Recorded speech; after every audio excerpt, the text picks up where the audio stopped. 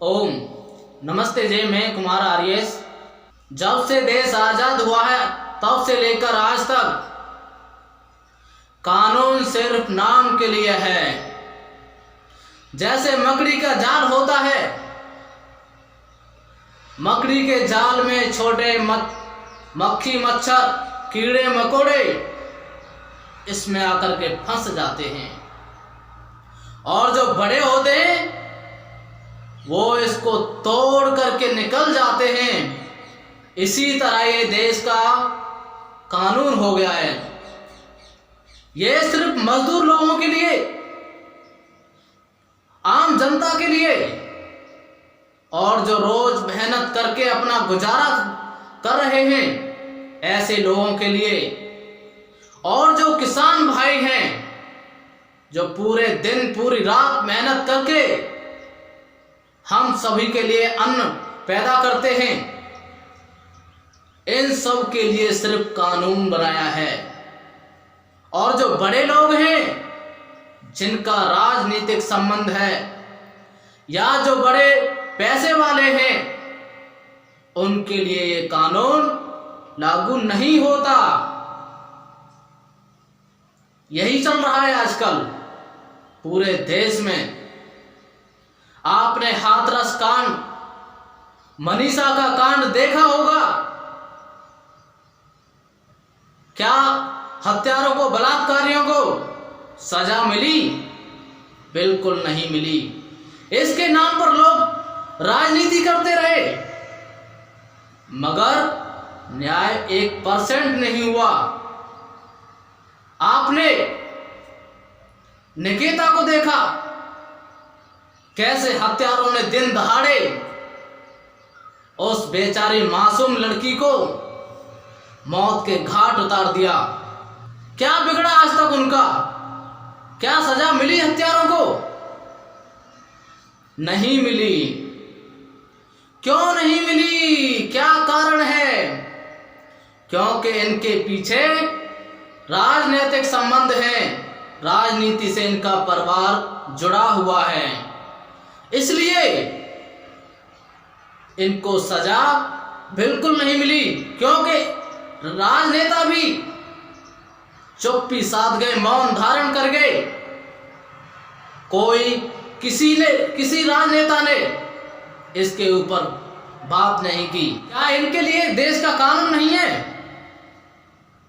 मगर ये कानून जो है ना, ये सिर्फ छोटे लोगों के लिए है, आम जनता के लिए कानून बनाया गया है।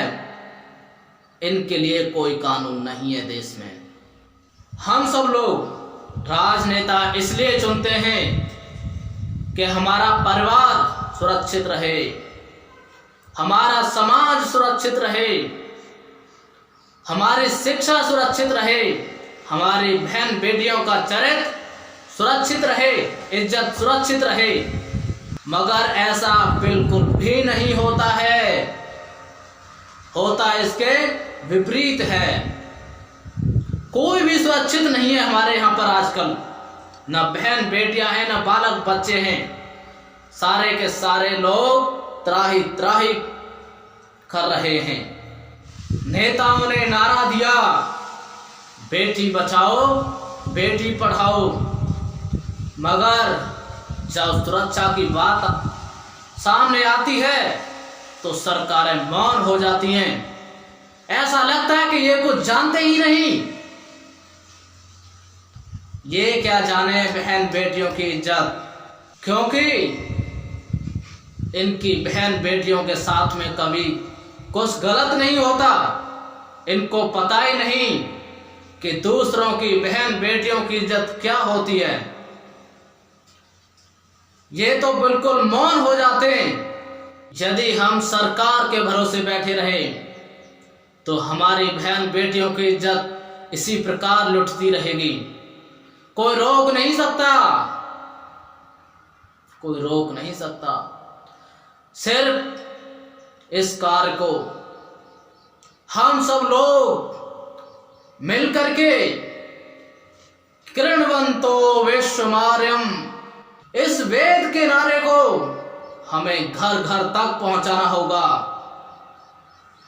हमें बताना होगा अपनी बहन बेटियों को, उन्हें चरित्र की शिक्षा देनी होगी। यदि हम स्वयं शिक्षा नहीं देंगे तो इसी तरह से हम देखते रहेंगे, बलात्कार पे बलात्कार होते रहेंगे और हम हाथ पर हाथ धर के बैठे रहेंगे, कुछ कर नहीं पाएंगे। जब तक हम अपनी जिम्मेदारी नहीं समझेंगे, ये सरकार कुछ नहीं कर सकती। मित्रों, हमें स्वयं सुधरना होगा और अपने परिवार की स्वयं हमें जिम्मेदारी उठानी पड़ेगी, तभी ये ऐसी दुर्घटनाएं बंद होंगी, वरना कभी नहीं हो सकती। हम सभी मिलकर के अपने घरों में अपनी बहन बेटियों को, अपने बच्चों को चरित्र की शिक्षा हम स्वयं देंगे। मैं आशा करता हूं सभी नौजवान लड़के लड़कियों से, उन परिवार वालों से, कि ये कदम स्वयं उठाना होगा हमें। हम अपने आप को सुरक्षित महसूस कर पाएंगे, नहीं तो बिल्कुल आज आग सब जगह लग चुकी है।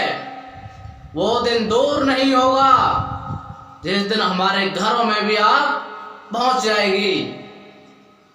इसलिए हमें सजग रहना पड़ेगा, सावधान होना पड़ेगा और इन सभी बातों से तभी छुटकारा मिलेगा, वरना ऐसे हम लुटते पिटते रहेंगे और हम कुछ कर नहीं पाएंगे। इति ओम।